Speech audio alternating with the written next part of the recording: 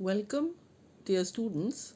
Good morning to this science class in which we will be talking about tissues, which is chapter 6 in your NCRT. I am Mrs. Deepika Singh Rajawat, PGT Biology from KVCMM, Jabalpur. Before we begin this chapter, this is a new chapter, let us recall what we have done in the previous chapter. That was about cells. And as we understand that all the organism bodies are made up of cells. Now when we look at the unicellular organisms like amoeba and paramecium, a single cell is performing all the functions, whether it is that of taking in food or exchanging gases or excreting. All these functions are being performed by a single cell. Now, what do you think is the greatest disadvantage of this? The greatest disadvantage of this is that a cell which has to perform all the functions will not be very efficient, in terms that it will not be of a big size. So, somewhere when more species were being formed, it was felt, or it was by default, that multicellular organisms arose. Now, what happens in multicellular organisms?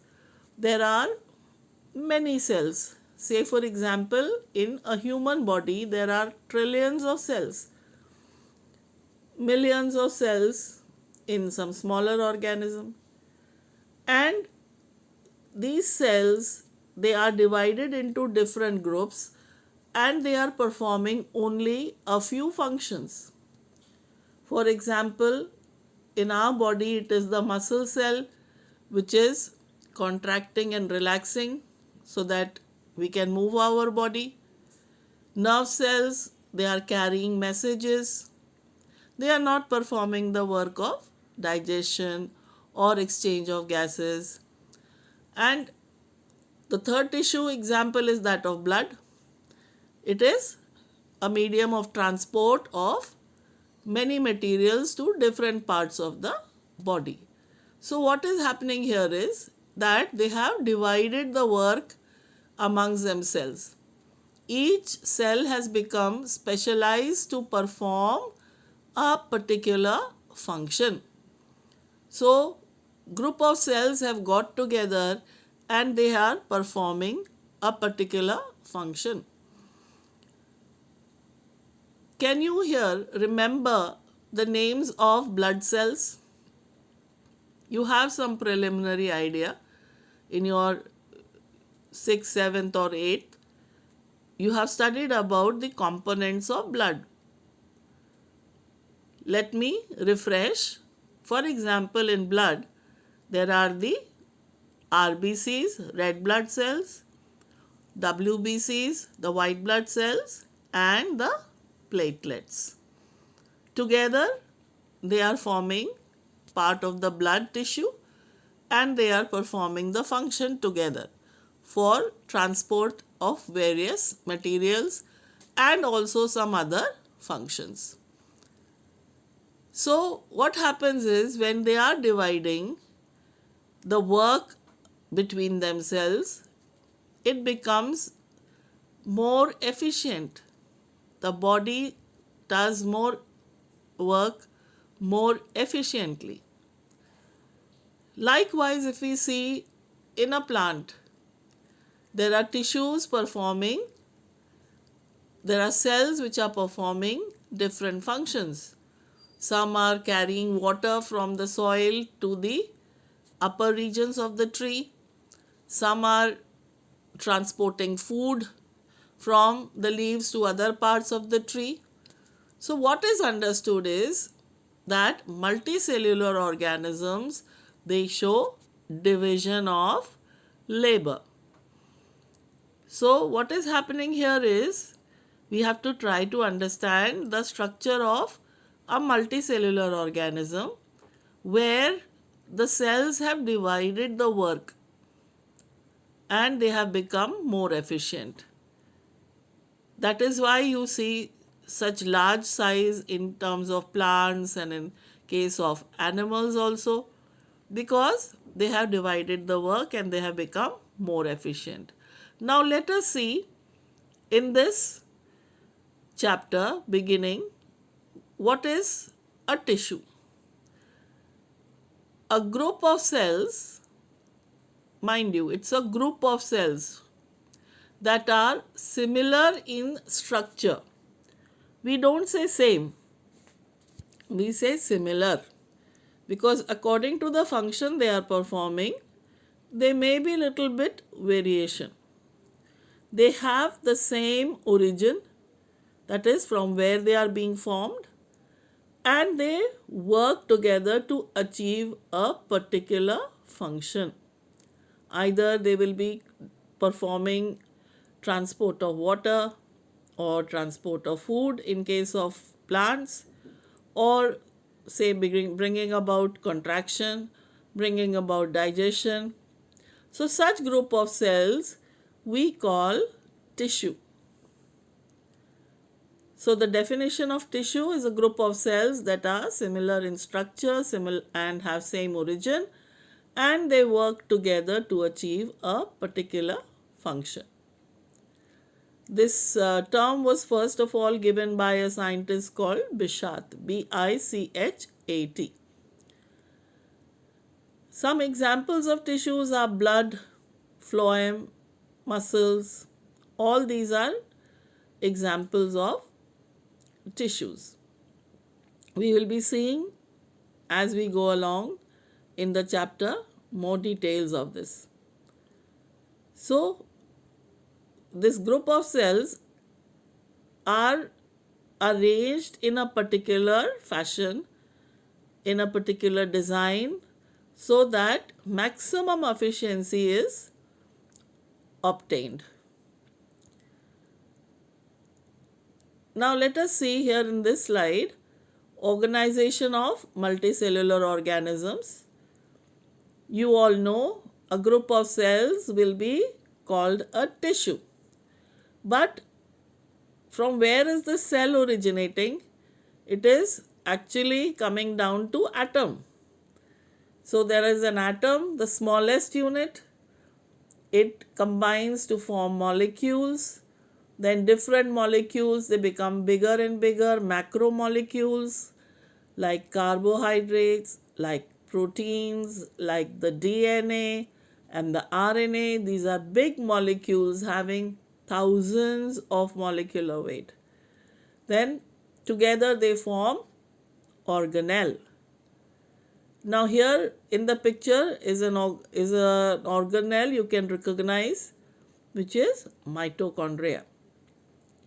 Now here I'll ask you a question. How macromolecules, or do you remember which macromolecules are involved in the structure of plasma membrane?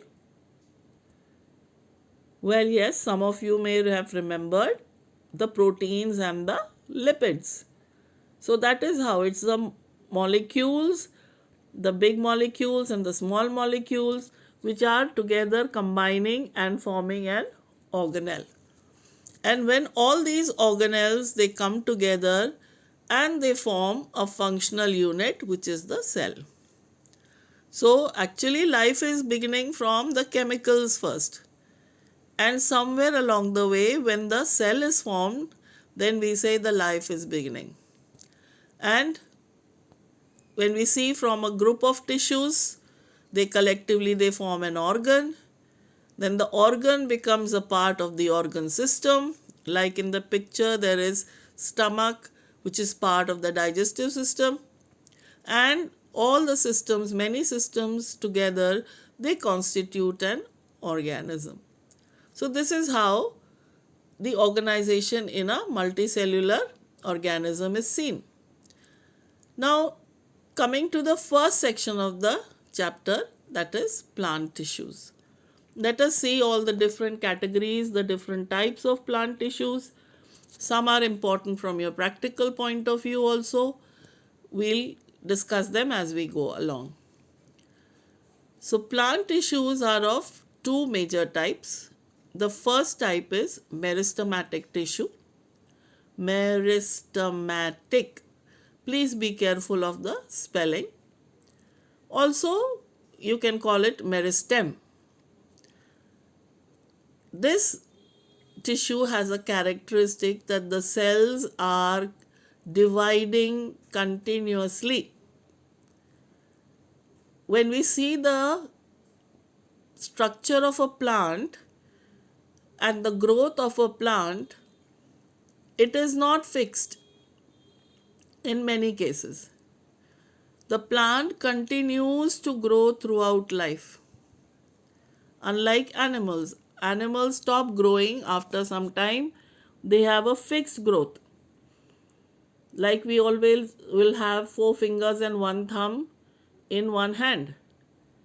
But in plants, the number of branches and the number of leaves is not fixed. So continuously there has to be some cell or group of cells which will keep dividing and adding these new tissues. So these group of cells which are always dividing, they are called meristematic tissues or meristem.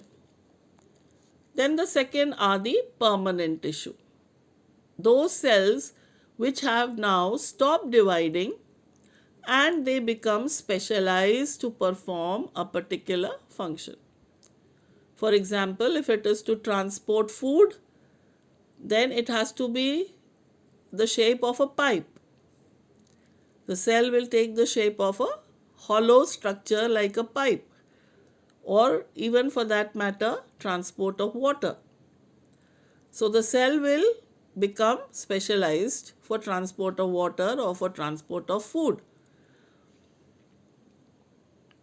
Now let us see the different types of meristematic tissue depending upon where they are located. But before that, what is the structure of a meristematic cell? Now, you have already studied the structure of a plant cell. You know the simple structure that it should have a cell wall, it should have chloroplast, it should have a big vacuole, it should have a cytoplasm, chloroplast, etc. But when a cell is continuously dividing, it is not storing anything. It is not required to store anything.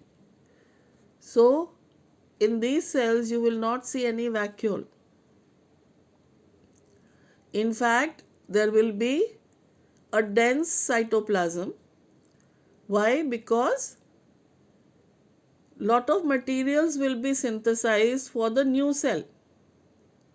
When one cell divides into 2 daughter cells, it will have to distribute materials between the 2 cells. So lot of synthesis of materials will be going on. So it is a dense cytoplasm. Cell walls are thin. Why? Because ultimately the plant cell has to divide. So there is no need for a very thick cell wall. Nucleus will be very prominent. You can see from the picture, the nucleus is occupying almost 50% of the cell.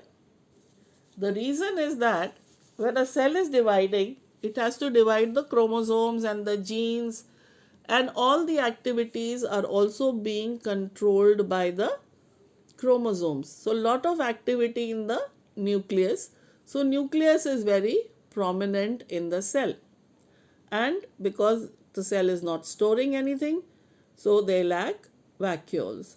So these are characteristic of a meristematic cell. And because they are growing new tissues, you will see that when all the cells are present, they are packed very tightly together. There are no intercellular spaces in the tissue. Now let us see the classification. Whenever we do any classification, the basis has to be very clear, because sometimes there are more than one ways to classify. So here, depending upon location, they are of three types. This diagram, this picture is from your textbook only. The first type is the apical meristematic tissue. This word apical is coming from apex, that means the tip. So these cells are located, from the diagram you can see the stem tip as well as the root tip. Although the diagram is not showing, but the root also has to grow. So apical meristem is located at both the tips, the stem tip as well as the root tip. Then the second category is intercalary, in between. When you see the stem structure, there are lines on the stems and we call them nodes. And usually at the node there is a leaf, as you can see in the picture. And there is also a very small bud present there. And this bud can then give rise to either another leaf or a branch or a flower. Let me explain with an example. We take the plant of grass. Now the cattle is always eating the grass and it is removing the apical meristem. That does not kill the grass. The grass keeps on growing because of the intercalary tissue. The cells which are present, the meristematic cells which are present at the nodes, they divide and they give rise to more branches. Similarly, here you can also take the example of a garden hedge. When a plant in the hedge, it has to become bushier, the gardener is always cutting the top of the branch so that new branches can come or they can arise from the lateral sides and the plant can become more bushy. Similarly, for tea gardens also, they keep plucking the top so that the tea plant also becomes bushier. So here these are the two types which are responsible for increase the length of the plant. Increase in the length of the plant. When the plant has to grow in length, it is these two tissues which are responsible. Then the third tissue is the lateral meristematic tissue, which is present somewhere in between in circles. And that tissue is responsible for increase in the diameter or the width, as we say. When the plant continues to grow, it has to increase in diameter also. So there are some tissues in between. We call them lateral meristematic tissue or also cambium. For those who want little extra knowledge, they are also called cambium cells. So they will be dividing and adding tissue so that the plant grows in diameter. This is just a picture which is explaining again the same thing like a revision. There is the shoot apical meristem at the top, then there is the root apical meristem at the root apex, then the intercalary meristem just above or just below the node, and the lateral meristem in the center. Now let us look at what the shoot apex will look like. It's a very tender shoot tip. I wonder how many of you have actually seen it. Whenever you get a chance, please go and observe the tip of a stem. It is so delicate, so soft, that usually it is surrounded or protected by very tiny leaves. You can see them like, these two branches coming out from the side in the picture. So this is what something it will look like in a diagram if we try to explain. Why is the tip so soft? Because the cell wall is thin. If the cell wall was thick, the tissue would have also been thick. So we have to relate all the structure with the function and the location, then it will be easy to remember. Now this is the actual slide of the shoot apex. You can see the leaves are also being shown on the side, and when we enlarge the shoot apex, this is what it will look like. Again, you can see very densely packed cells. There are no spaces in between, and all those red big dots you see, they are the nuclei. So dividing nuclei, so very prominent, no other structure will be seen in the cell clearly. Similarly, if you look at the root apex also, now this is where the apical meristem is. You can see the cells are very closely packed and the prominent nuclei. If we look carefully, you can also see some of the cell dividing stages also, division stages, what you have studied mitosis in your previous chapter.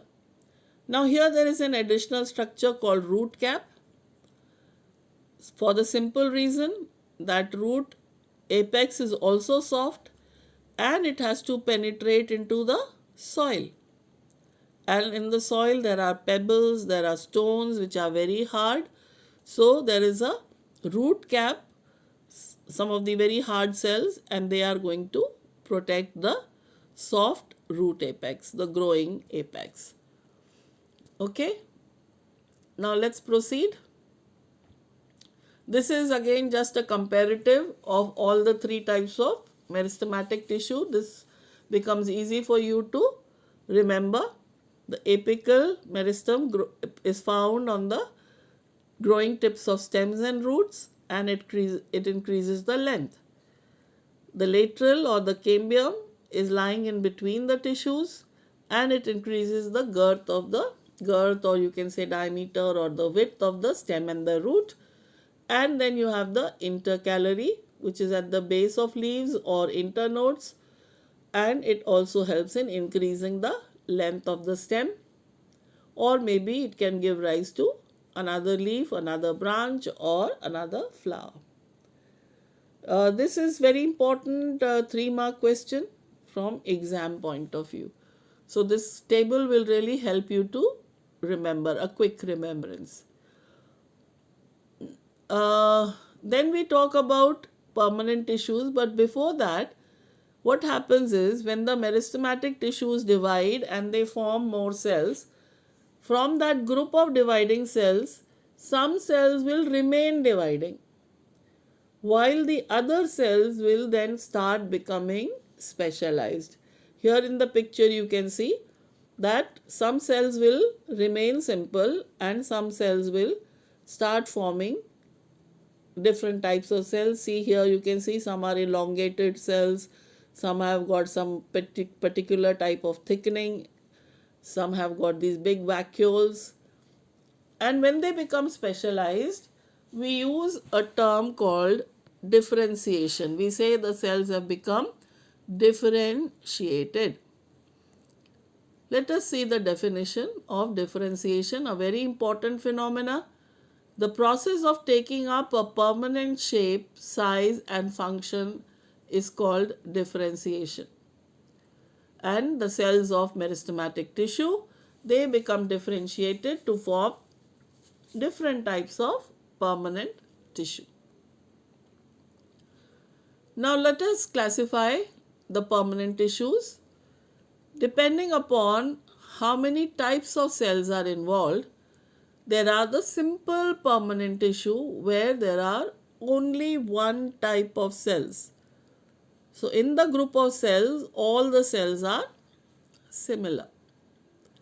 And they are of further three types: parenchyma, collenchyma, and sclerenchyma. Now these terms are little difficult for you to remember, so you can write them again and again and try to learn them. Then you have the complex permanent tissue, in which there are more than two types of cells. And these are typically of two types, the xylem and the phloem. Here in each of them, they are having four types of cells. Xylem also is made up of four types of cells. Similarly, phloem too is made up of four types of cells. Now let us see the characteristic structure, location, function of all these types. Now simple permanent tissue, again like a revision, made up of one kind of cells, and it's of three types: parenchyma, collenchyma, and sclerenchyma. Now first let us look at the parenchyma cells. Very important, they are living cells, because in plants we will also see there are some dead cells who are performing some function. They are thin cell walls, they are loosely packed, having intercellular spaces. That means spaces which are between the cells. This is a picture from your textbook where on the left hand side they are showing the transverse section.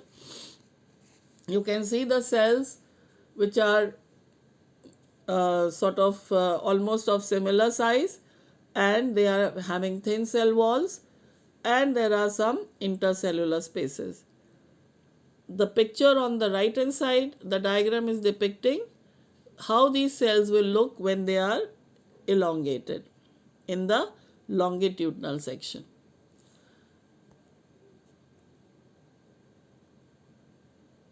This is the actual slide of a parenchyma tissue. Again, you can see thin cell walls and you can see the intercellular spaces. Now, because they have thin cell walls, they will be found in the softer regions of the plant. And usually they form what is called the basic packaging tissue. Means they will be filling up spaces. Wherever no other tissue, you will find always there is parenchyma tissue. And related with the location comes the function. Because it is filling up spaces, it is providing support. It is also in some cases storing food, maybe also store nutrients and sometimes water also. So in different conditions, different parts, it will serve different functions. Now this is a very interesting picture where you see in the parenchyma tissue there is lot of green color. And what would be the reason for this green color? It is the chloroplast packed with the chlorophyll. That means these are the cells where the parenchyma is containing lot of chlorophyll, and if it is having chlorophyll, that means it is involved in photosynthesis. Then this tissue, you call it chlorenchyma. Chlorenchyma because of chlorophyll. Here. Then another modification of parenchyma is this tissue. You can see huge intercellular spaces, large intercellular spaces, and there is a reason for that. This type of parenchyma is found in aquatic plants. plants which are submerged in water, they need to keep floating, otherwise they will sink.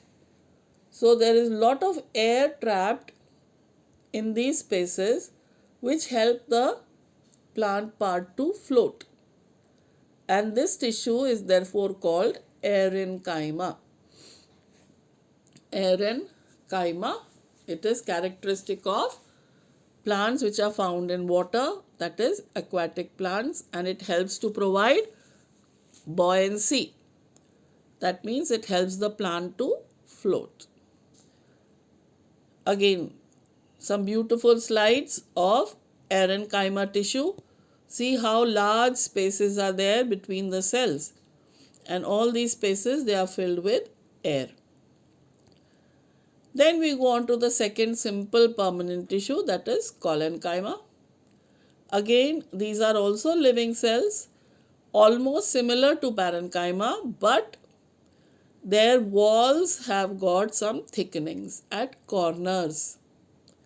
It is not uniform thickening, but only at corners the wall gets thick, and that thickening is because of a material we call pectin. Again, on the left side you can see a transfer section where the red color is depicting the thickenings, and similarly in the longitudinal section also at certain places you see the thickenings. It is not uniform, it is not like in a complete circle, only at corners you see the thickenings. Now here this is the actual slide. Again the thickenings you can see for the cell collenchyma. Now because it is thickening, there is thickening, you have to find it where there is some thickening in the plant part. You find collenchyma in the leaf, just below the what is called epidermis, that is the outer covering. And because there is thickening at the corners, this tissue allows what is called tensile strength. Means the plant will not break, it will be like elastic, it will be bending and then going back to the original position. Okay, that is elastic strength. You see that so many times during very strong storm, there are strong winds and the plant doesn't break, whereas the huge trees, they simply break down and they fall. Whereas these small plants, they don't get uprooted so easily. They simply bend with the wind, and then when the wind subsides, when the wind stops, it will come back to its position. That is because of collenchyma. Now here is a picture showing you both the parenchyma as well as the collenchyma. You can see and identify. Again, these structures become very important because they are part of your practical also. Then going on to the third type of simple permanent tissue, that is sclerenchyma. Very careful, these are dead cells. That means they don't have any cytoplasm. And they are of two types depending upon the shape. One which we call the fibers. These are, as the name is suggesting, these are long, narrow, as the walls are thickening due to a material called lignin. So there is a thick deposition, you can see the red color deposition all around the cell wall. Not at corners like collenchyma. Here the thickening is uniform all over the cell wall. Now because there is thickening, the diameter will be decreasing inside. Okay, but they are elongated cells and with pointed ends. Now because there is lot of thickening, it is going to provide strength to the plant. So wherever it is found, whichever part it is found, that part will become hard and it will become strong part. Here is the slide of the same thing. See how the thickening is there. The lignin has been stained red. That red is because of a stain called safranin. We will be using it in practical, safranin and methylene blue. So here safranin is red stain.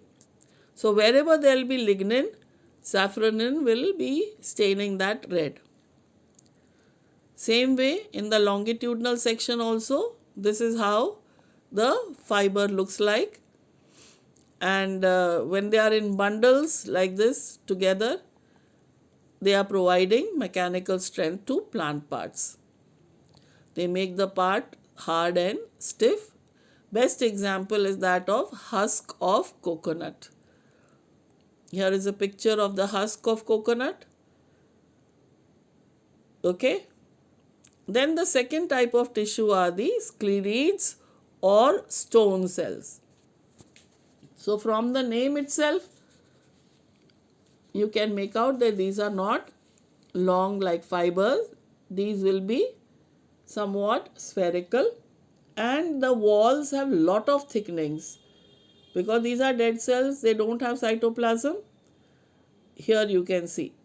So thick walls that you don't see any cavity in the center. They look as if they are stones. There is no space in the cell. And because they are so hard, obvious location would be wherever there are hard parts. For example, the hard covering of seeds and nuts, like walnut, अखरोट. अखरोट की जो wall है, that is made up of sclerids or stone cells. Similarly, if you remember or if you have felt when you eat a guava, that is अमरूद, or if you eat a pear, जिसको हम नाशपाती कहते हैं, you feel some sand grains in your mouth. And that is because of these sclerids. They are also present in the pulp of these fruits. Pulp यानी गूदा. Then quickly an overview of the three for comparison and for remembering. The parenchyma, how they look in the transverse section and in the longitudinal section. Then the collenchyma and the sclerenchyma, both the fibers as well as the sclerids. Again here, because it's an important question, 3 marks, 5 marks, a comparison of all the three tissues, from where they are found, what is their structure and what is the function. Then coming to the complex permanent tissues, made up of more than one type of cells, and they are of two types, the xylem and the phloem. Now both these are very special tissues because they are there for conducting. Conducting what? Either water and minerals or food. And for conduction, they have to be like pipes. So pipes, you have to just imagine in your mind what a pipe would look like inside a plant. How the cell will become a pipe. It has to be a very strong tissue. So how will it get the strength? How will it be supported by other cells? All this we will see in the next slides. So together they are called vascular bundles, or they are called conductive tissue. And because this tissue was found or formed in the evolution of plants, the plants were able to grow very tall because transport of water became easier when this tissue was formed. If you study the structure of earlier plants like algae, like mosses, they don't have xylem and phloem. So they don't have very big heights because water cannot be transported, and water is very important for the plant and the animal. So when this tissue was formed, it became very important tissue. Now let's take up the first tissue, which is the xylem. Also we call it commonly wood. And this tissue is responsible for transport of water and minerals from the soil to the aerial parts. Water will not move in the opposite direction. Water moves only in one direction. And when the water is moving, it is also carrying the minerals along with it. Minerals which are present in the soil, like phosphorus, like nitrates, like sulfates. These are minerals. They will be transported along with the water.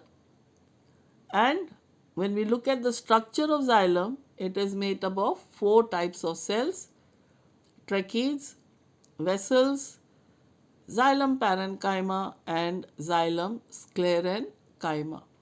So 2 names you are familiar with, 2 are new to you. Let us see. First are the tracheids. If you look at them, again you have to remember that the cell has now become elongated. So these are elongated cells with pointed ends, and they are dead cells. Thin, tube-like with tapering ends, and water enters through the pits. These holes you see, they are the pits because they are not yet arranged like a hollow tube. So water is entering through these holes, we call them pits, and these are characteristic of non-flowering plants. Non-flowering plants like pinus, gymnosperms, like ferns. Then the second category are the vessel cells, which are, if you compare, if you see, they are larger in diameter. Secondly, their cross walls, that means the wall which is between the two cells has dissolved, so that when they are placed one on top of the other, they are like a continuous tube. So they have a large diameter, they are tube-like, their cross walls are dissolved, and they have many designs on walls.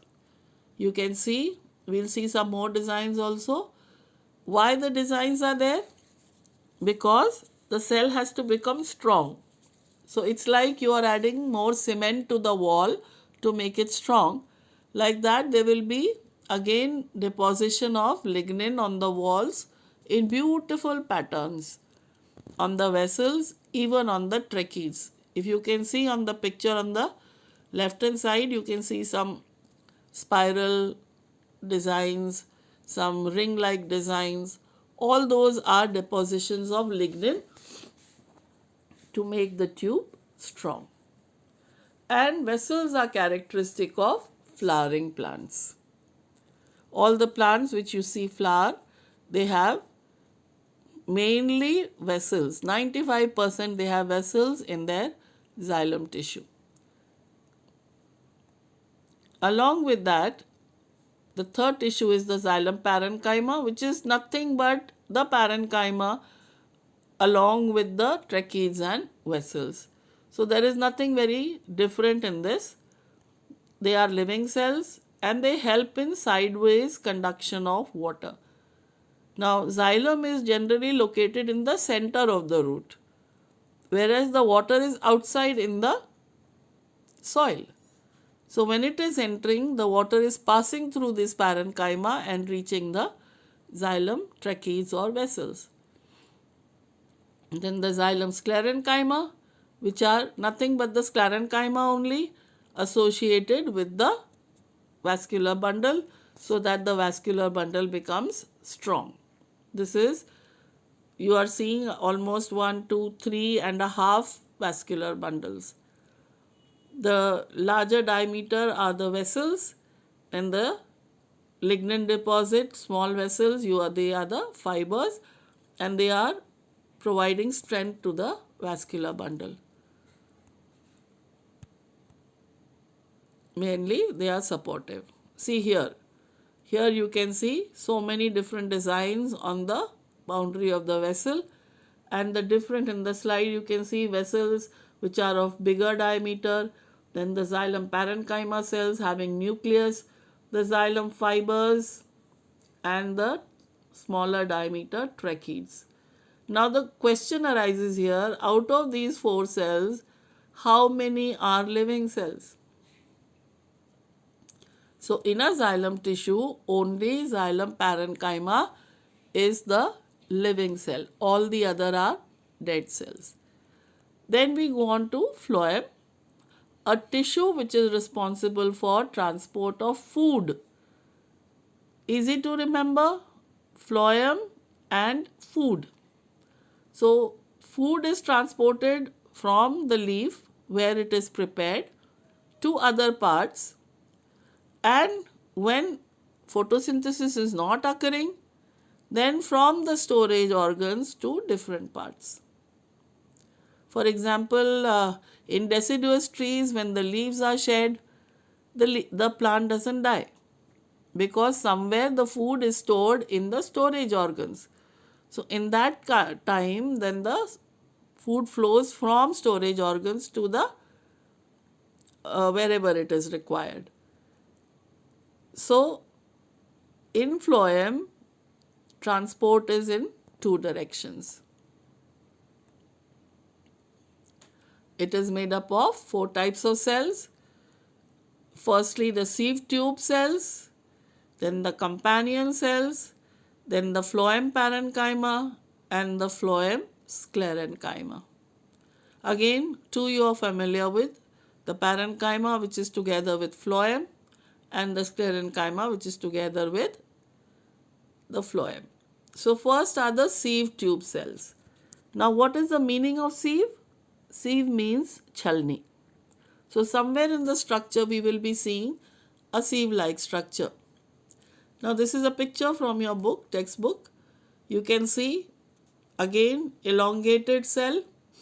There is no nucleus, no cytoplasm, and at the cross walls, down below you can see, at the cross walls they are perforations. Perforations mean ched, like a sieve, chalni jaisa. So that's called sieve plate, and because of this structure, this whole cell is called sieve tube cell. These are also dead cells. Yeah, dead cells. They are tubular with perforated walls. Then you have the companion cells. Companion because they are together with the sieve tube cells. They are living cells. You can see from the nucleus. Their function is not very clear as yet. Probably one function is that they are controlling the movement of food in the sieve tube cells because they have got a nucleus. Then the phloem parenchyma, which is again living cell and it stores food. Nothing very particular about it. It is the same parenchyma. Then there is phloem sclerenchyma, which are dead cells, and they are again mainly supportive in the bundle. Here is a diagram, an actual slide in longitudinal section, how the sieve tube members are seen, and along with that, because you can see the nucleus, they are the companion cells. This is comparison of xylem and phloem. The main cells, either they are tracheids or they are vessels, and then there are the companion cells and the sieve tube cells and the sclerenchyma or fibers. In this, there is a comparison between the xylem and the phloem, where in case of xylem, the transport is in one direction only, number 1. whereas in phloem it is in both the directions. You can see the blue arrows going in two different directions.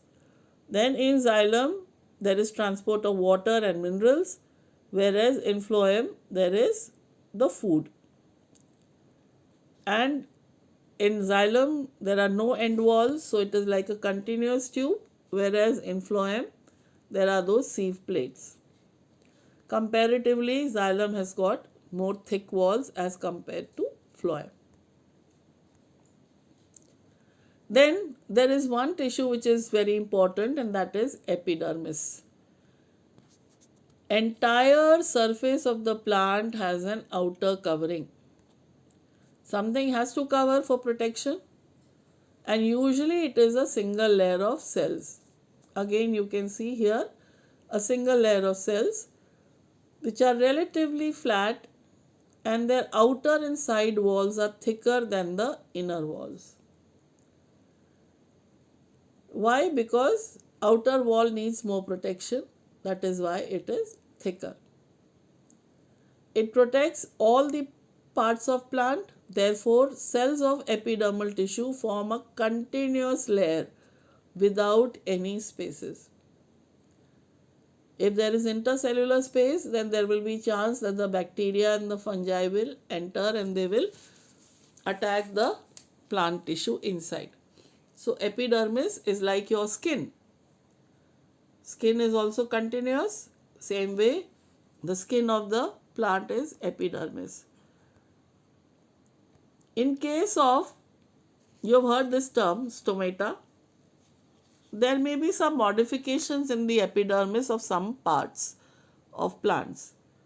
For example, there are these small pores which you call stomata on the epidermis of the leaf. So when you look at the top covering of the leaf and the lower covering of the leaf, it will have holes. Now this is biology, there will be exceptions. There are some leaves where the top epidermis does not have, only the lower epidermis has stomata. Then there are certain leaves where both sides have stomata. So the point is that the leaf epidermis has got these pores and we call them stomata, and they are protected by two, generally they are kidney shaped cells called guard cells. What is the function of stomata? Number one, exchange of gases with the atmosphere. The CO2 comes in and the oxygen goes out for photosynthesis. That is taking place through the stomata. And the second important function is transpiration, or what we say loss of water in the form of water vapor. That also occurs through the stomata. So, and they are so tiny and they are so many in number. That is very important because lot of gas exchange. Here again, I've tried to show you different slides of stomata. Some case the stomata you can see they are open. Some case the stomata are closed. Now why do you think stomata should be closed? Sometimes when there is lot of loss of water, then the plant, in order to protect itself from drying up, it will close the stomata. So you will see the stomata are closed, or when the exchange of gases is going on, then the stomata will open. So under different power of the microscope, low power, high power, this is how the stomata and the guard cells, they will appear.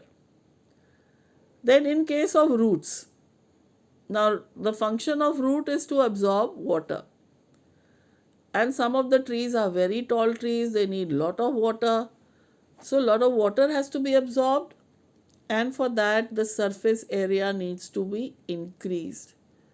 So these roots, they have what are called root hairs. Simple tiny thread-like structures, and those will be helping to increase the surface area. See, you can see here every cell of the epidermis has got an outgrowth, and that is the root hair. In case of desert plants, lot of protection is required because water will be lost from these soft tissues. So what are those? You can see here epidermis is not single layered, it is multi-layered epidermis, number one. Number two, there is an extra coating of a waxy material called cutin on the epidermis. Normally when you touch the leaf also, there is a waxy surface because leaf is also very thin, tissue is very thin, water can easily be lost. So there is a protective covering on the leaf. Similarly, in desert plants also, there is a protective covering of a material, waxy material called cutin, and that layer is called cuticle. Now in the picture something else is there, maybe not in your syllabus, but I would like to point it out, and that is this structure which is gone in. Those are stomata. They have been placed in these sunken pits. You call them sunken stomata. If the stomata are placed like this, then the water drop which comes out from the stomata will not be removed very fast by the wind, and transpiration will be reduced. So these are some of the important variations of epidermis. Let us look at one more. Now when you see these plants, one is a very young plant with a green stem, and on the right hand side is a big tree which has got brown covering, and we call it bark. Why that is there? What is there? So when the plant starts growing in diameter, the outer thin epidermis, it gets destroyed. But there has to be a protective covering, and that is what we call bark. And where is this bark from? The epidermis is replaced by a secondary meristem. The lateral meristem, which is formed later, is called secondary meristem. So a meristematic layer appears, and those cells, they start forming these cork cells or the bark cells. The cork cells and bark, there is very little difference, but in your 9th class it is okay if we say the same thing. So here you can see a very thick layer of bark outside to the other living tissues inside. Now cork cells become dead because again outermost cell, they should not be living. Then they are compactly arranged, and they have deposition of a material called suberin. The suberin, when it fills these cells, the cytoplasm is lost, and instead of that there is suberin, and that prevents the water from coming in or going out. So it sort of blocks the growth of bacteria and fungi which will harm the plant. Now this is an overview of all the different types of tissues that we have studied. The plant tissues, two types, meristematic and permanent, depending upon how they are behaving. Meristematic is continuing to divide, permanent they stop dividing and they become differentiated. Then depending upon the location in the plant, there are three types of meristematic tissue: the apical, which is at the apex, the intercalary, which is at the nodes, and the lateral, which are in between. And they are responsible for increasing length and width of the plant. Then simple permanent tissues, they have only one type of cells, and these are parenchyma, collenchyma, and sclerenchyma. Sclerenchyma are of further two types, the fibers and the sclerites, whereas parenchyma, they show some modifications in terms of chlorenchyma if they've got chlorophyll, and parenchyma if they are trapping lot of air in between them. Then the complex permanent tissues are of two types, each having four types of cells, the xylem and the phloem. The xylem, responsible for transport of water and minerals. Its four components are trachees, vessels, xylem parenchyma and xylem sclerenchyma or xylem fibers. Then phloem, which is responsible for transport of food mainly. It has four components, the sieve tube cells, the companion cells, the phloem parenchyma and the phloem sclerenchyma or the phloem fibers. One very interesting information I would like to share here. You have heard of jute. It's a fiber just like cotton, and jute is nothing but the phloem fibers of the plant from which it is taken out.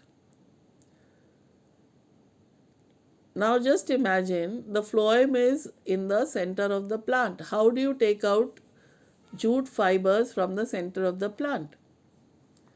The process is very simple. They take these branches and they dip them in water and allow the bacteria to eat up all the soft parts. And after a couple of weeks, only the hard parts will remain. And that is how the fibers are extracted. Just for additional information, I am telling you. Now, coming to the end of today's lecture, a small question which will cover up everything. You have to, this is a part of the slide of stem, transfer section of a stem, and it is showing many vascular bundles and different types of cells, beautifully stained. Let us try and identify different types of cells in the different types of tissues in these cells in the slide. Now this is the first one. Now if you remember the structure, the cell wall is thin, there are intercellular spaces, and it is like a packaging tissue. You are finding it so many places. So this will be parenchyma. Then just below the epidermis, 2-3 layers of again compactly arranged cells with thickenings in the corners. These are collenchyma. Here very thick walls completely deposited by lignin, sclerenchyma. Then this whole one is called a vascular bundle. It will be having the phloem and the xylem. Let us see. Here, this patch of tissue, it is having sieve tube cells and companion cells. It is the phloem. Whereas these large diameter cells are nothing but vessels. So this becomes the xylem. And finally, the outermost covering, which is the epidermis. So with this, we come to the end of the first part of the chapter, that is the plant tissues. Here, these are certain references which I have consulted and which I feel if you want to go through, you may. I will be sharing these again in the description box, so you can take it from there. So thank you. Have a happy learning. Stay safe. Stay healthy. Goodbye.